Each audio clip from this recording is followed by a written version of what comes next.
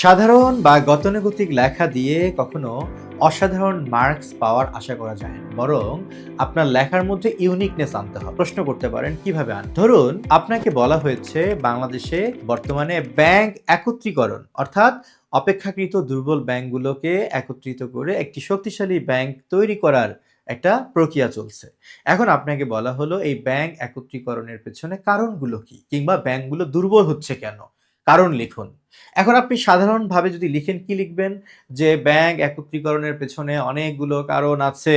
Number 1 মানে ১ number কারণ হলো আর্থিক ভঙ্গুরতা বৃদ্ধি পাচ্ছে। ২ নাম্বার কারণ অপরিশোধিত ঋণের বোঝা দিন দিন বেড়ে যাচ্ছে। ৩ নাম্বার কারণ তারল্য সংকট বেড়ে যাচ্ছে। ভাই, একই কথা বারবার বলা হচ্ছে। তার চেয়ে আমরা কি পয়েন্টগুলোকে একত্রিত করে যদি একটা লং সেন্টেন্স লিখতে পারি, পাঠক কিংবা পরীক্ষকের হৃদয় জুড়িয়ে যাবে।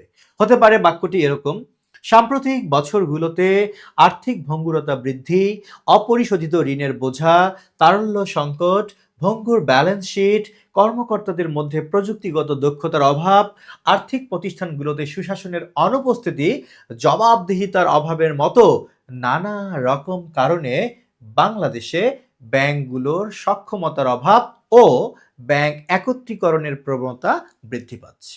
সুন্দর একটা বাক্য হচ্ছে। এখন আপনার জন্য ২টি চ্যালেঞ্জ। চ্যালেঞ্জ 1 হচ্ছে এই ধরনের বাংলা বাক্য আপনি কিভাবে গুছিয়ে আনবেন।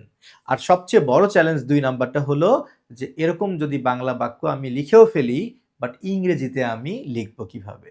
কোনো সমস্যা নেই। আমরা ২টি চ্যালেঞ্জই মোকাবিলা করব যদি আপনি মনোযোগ দিয়ে আমার কথাগুলো শুনতে থাকেন। প্রথমত আসেন, এ ধরনের লং সেন্টেন্সকে যদি আপনি ইংলিশে ট্রান্সলেট করতে যান, আপনাকে সবার আগে বাক্যের ভার্ব খুঁজে বের করতে হবে। এই বাক্যের ভার্ব বা ক্রিয়া হলো বৃদ্ধি পাচ্ছে। এবার যদি আমি সাদা মনে প্রশ্ন করি যে কে বৃদ্ধি পাচ্ছে, মানে বৃদ্ধি যে পাচ্ছে বা বাড়তেছে, কে বাড়তেছে, কে বেড়ে যাচ্ছে, উত্তর কি হবে? উত্তর হবে ২টা জিনিস বেড়ে যাচ্ছে। কি কি? একটা হলো ব্যাংকগুলোর যে একটা সক্ষমতার অভাব, মানে অক্ষমতা। সক্ষমতার অভাব মানেই অক্ষমতা, এটা বেড়ে যাচ্ছে। আর কি বেড়ে যাচ্ছে? আর হলো ব্যাংক একত্রীকরণের যে একটা ট্রেন্ড, প্রবণতা, এটা বেড়ে যাচ্ছে। তার মানে এই দুইটা হলো বাক্যের সাবজেক্ট। হ্যাঁ, দুজন সাবজেক্ট হতেই পারে। আমি যদি বলি রহিম ও করিম গান গাচ্ছে, কে গান গাচ্ছে? রহিম এবং কি করিম। তার মানে একটা বাক্যের ভার্বকে যদি আমরা কে অথবা কারা দিয়ে প্রশ্ন করি, উত্তর হিসেবে সাবজেক্ট পায়। আমরা যদি প্রশ্ন করি এখন যে কে কে বৃদ্ধি পাচ্ছে বা কারা বৃদ্ধি পাচ্ছে, উত্তর কি হবে? ২টা জিনিস বৃদ্ধি পাচ্ছে। একটা হলো ব্যাংকগুলোর সক্ষমতার অভাব, আর একটা হলো ব্যাংক একত্রীকরণের প্রবণতা। তার মানে এই ২টা মিলে হচ্ছে বাক্যের কি? সাবজেক্ট। আমরা সাবজেক্ট পেলাম, ভার্ব পেলাম। আর কি দরকার? অবজেক্ট দরকার। এখন প্রশ্ন হলো তাহলে বাকিগুলো কি? ভাই, আপনার এগুলো নিয়ে এখন চিন্তা করার দরকার নেই। আপনার কাজ হলো শুধু ভার্ব আর সাবজেক্টকে খুঁজে বের করা। বাকি সব লাইনে চলে আসবে। ওকে, তাই হোক। তাহলে আমরা আগে সাবজেক্টটা নিয়ে নেই। সাবজেক্ট কোনটা? ব্যাংকগুলোর সক্ষমতার অভাব, এটাও একটা সাবজেক্ট। আবার ব্যাংক একত্রীকরণের প্রবণতা, এটাও একটা কি? সাবজেক্ট। এখন আমি সাবজেক্টটাকে লিখবো শুরুতে।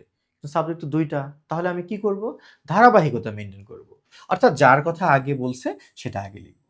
সমস্যা হলো যদি এটাকে আমি সাবজেক্ট মনে করি, কোনো সমস্যা নেই, কিন্তু এখানে তো অনেকগুলো ওয়ার্ড, মানে একটা ফ্রেজ। মনে রাখবেন, যখনই কয়েকটি শব্দ মিলে বাক্যের একটা সাবজেক্ট হয় কিংবা অবজেক্ট হয়, মানে কয়েকটি শব্দ মিলে যখন একটা বাক্যের পার্ট বা একটা ফ্রেজ গঠিত হয়, যে কোনো বাংলা ফ্রেজকে অনুবাদ করতে হয় পেছন দিক থেকে। মনে থাকবে, এরকম কয়েকটা শব্দ মিলে বাক্যের একটা পার্ট হলে তাকে অনুবাদ করতে হয় পেছন দিক থেকে। তাহলে পেছনে কি আছে? ব্যাংকগুলোর সক্ষমতার অভাব। সহজ কথায় ব্যাংকগুলোর সক্ষমতার অভাব মানে ব্যাংকগুলোর অক্ষমতা। সহজ করে চিন্তা করেন, অক্ষমতার ইংলিশ কি? ক্যাপাবিলিটি মানে যদি সক্ষমতা হয়, তাহলে ইনক্যাপাবিলিটি মানে কি?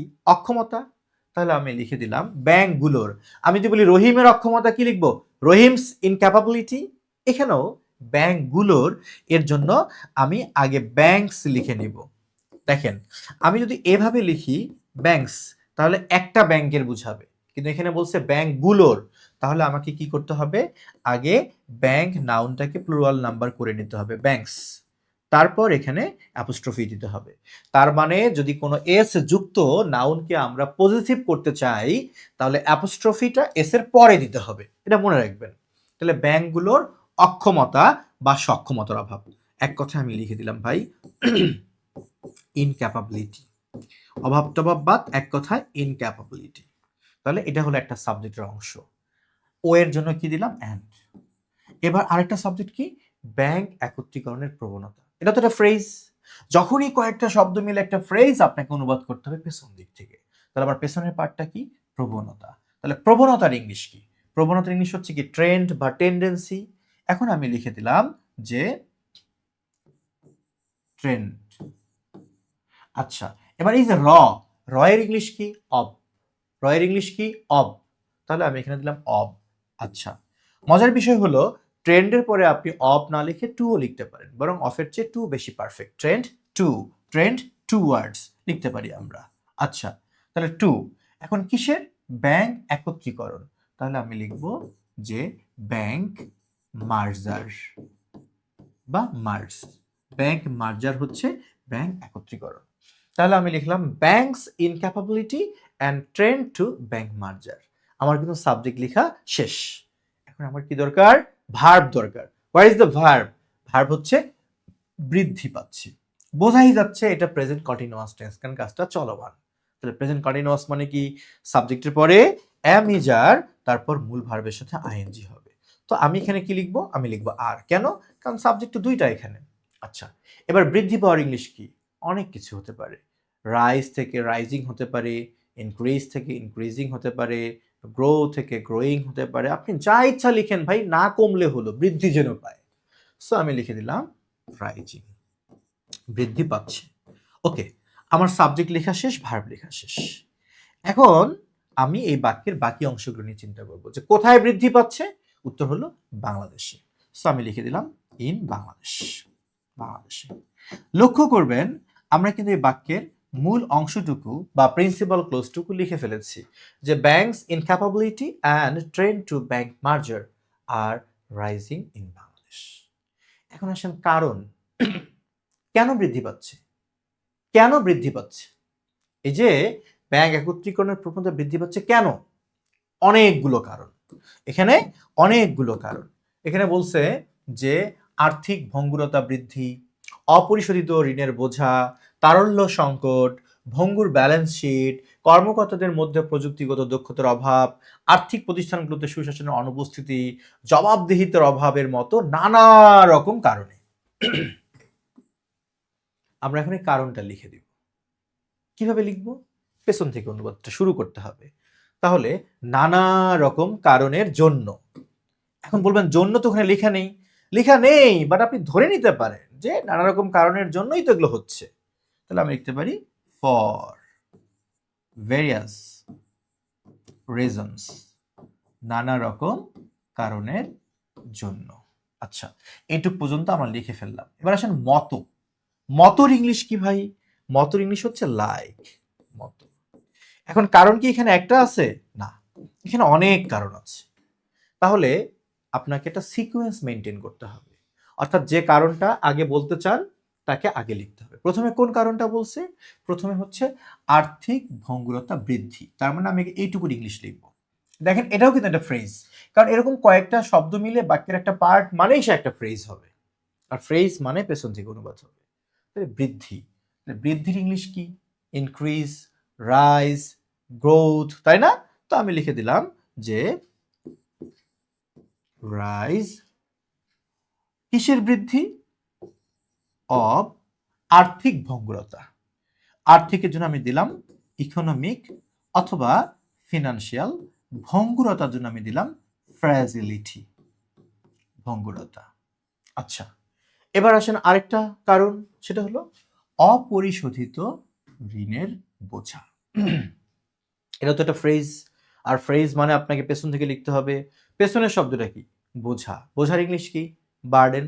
তাহলে আমি লিখে দিব বার্ডেন, বোঝা।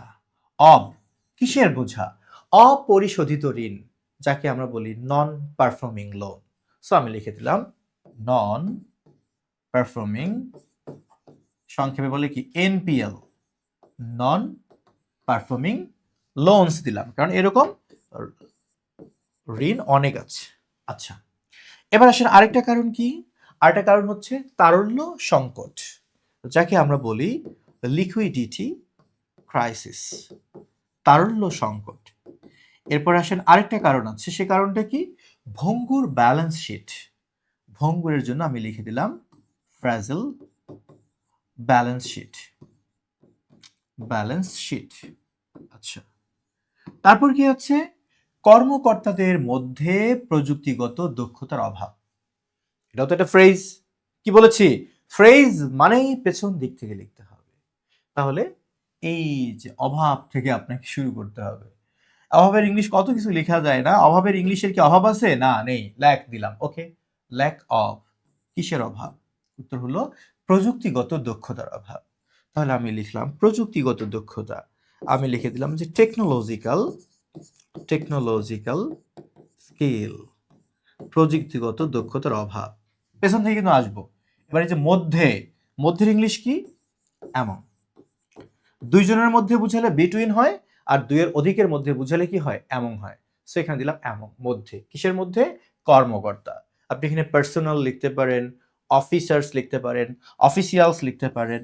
সো আমি লিখে দিলাম অফিসার্স, কর্মকর্তাদের মধ্যে প্রযুক্ত দক্ষতার অভাব। দেখছেন, মানে যে কোনো ফ্রেজকে আপনি যদি ধৈর্য নিয়ে পেছন থেকে অনুবাদ করেন আপনি মজা পাবেন, বাট ধৈর্য লাগবে, আপনাকে ধৈর্যশীল হতে হবে। এবার কি বলছে? আর্থিক প্রতিষ্ঠানগুলোতে সুশাসনের অনুপস্থিতি। এটা একটা ফ্রেজ, পেছন থেকে আসেন। অনুপস্থিতির ইংলিশ কি? অ্যাবসেন্স। সো আমি লিখে দিলাম অ্যাবসেন্স। আচ্ছা, এবার এই যে র এর ইংলিশ কি? Of, absence of. কিসের অনুপস্থিতি? যে সুশাসন। তাহলে আমি লিখব গুড গভর্নেন্স, গুড গভর্নেন্স, সুশাসন। এবার কোথায়? উত্তর হলো আর্থিক প্রতিষ্ঠানগুলোতে। তাহলে আমি লিখলাম ইন ফিনান্সিয়াল ইনস্টিটিউশনস, আর্থিক প্রতিষ্ঠানগুলোতে। ওকে, আর একটা কারণ আছে, তাহলে আমি এখানে অ্যান্ড দেই, অ্যান্ড জবাবদিহিতার অভাব, জবাবদিহিতার অভাব।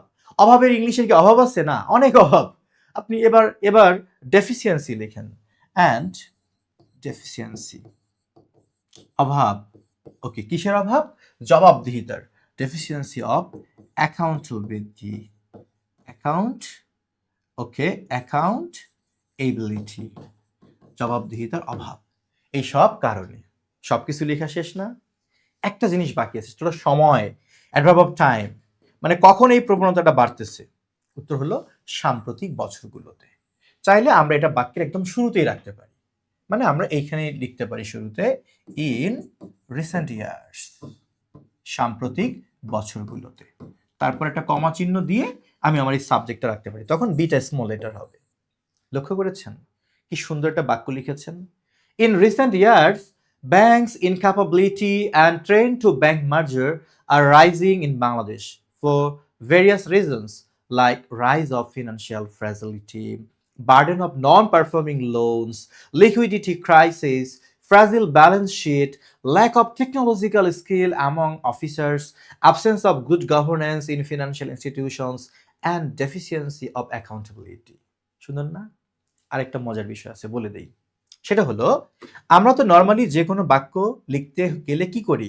আমরা প্রথমে বাক্যের সাবজেক্ট লিখি, তারপর ভার্ব লিখি, তারপর অবজেক্ট লিখি, এরপর অতিরিক্ত অংশ লিখি, তাই না? আপনি চাইলে অতিরিক্ত অংশ দিয়েই বাক্য শুরু করতে পারেন। দেখেন তো এই বাংলা বাক্যটা কি সাবজেক্ট দিয়ে শুরু হয়েছিল? না। কি দিয়ে শুরু হয়েছিল? একটা সময়, অ্যাডভার্ব অফ টাইম। তারপর হচ্ছে রিজন, কারণ। আপনিও একইভাবে ইংরেজি বাক্যটাও লিখতে পারেন, অনেক সুন্দর হবে। কিভাবে জানেন? প্রথমে আপনি টাইমটা লিখবেন, ওকে, তারপরে আপনি কারণটা লিখবেন, তারপরে আপনি সাবজেক্ট ভার্ব অবজেক্ট দিবেন, অনেক সুন্দর বাক্য হবে। আপনি যদি মনে করেন যে না, আমি টাইম আগে লিখবো না, আমি আগে কারণটাই লিখবো, সেটা আরো সুন্দর। প্রশ্ন করতে পারেন কেন সুন্দর হবে?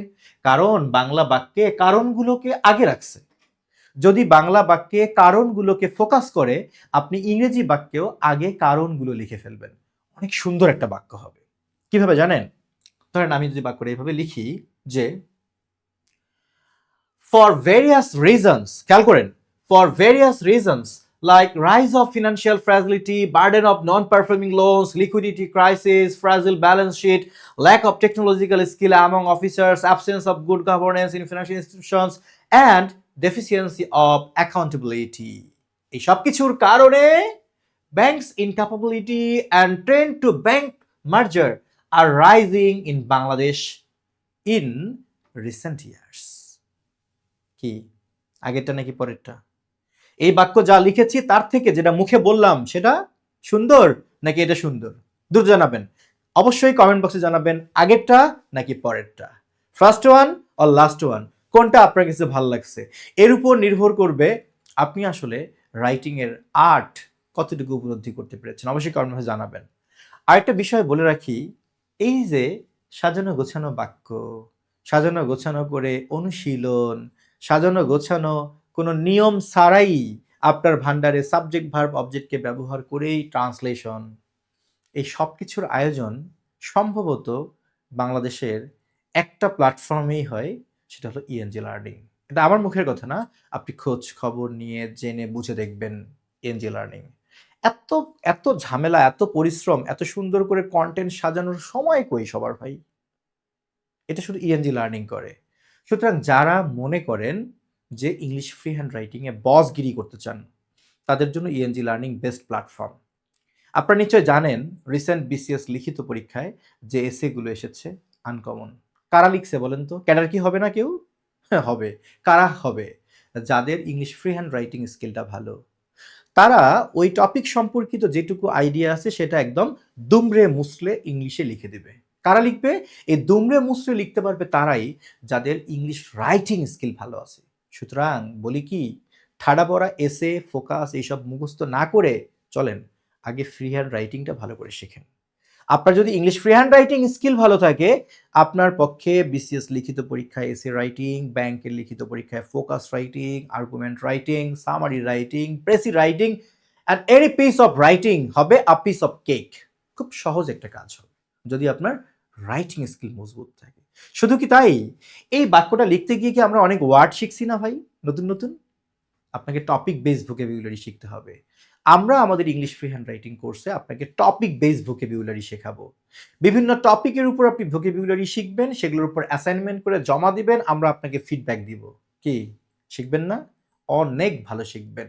সুতরাং আজ এ পর্যন্তই, কথা হবে পরবর্তী এপিসোডে। আর যারা ফ্রি হ্যান্ড রাইটিং স্কিল বৃদ্ধি করার জন্য আমাদের কোর্সে যুক্ত হতে চান, আমরা কিন্তু নতুন ব্যাচ শুরু করতে যাচ্ছি। অবশ্যই কমেন্টে আগ্রহ প্রকাশ করবেন। সবাই ভালো থাকবেন। আসসালামু আলাইকুম। আপনার ইংলিশ ফ্রি হ্যান্ড রাইটিং স্কিলকে সমৃদ্ধ করতে আজই সংগ্রহ করুন zero to advanced English free hand writing বইটি, written by M Rubel Rana and published by ENG learning.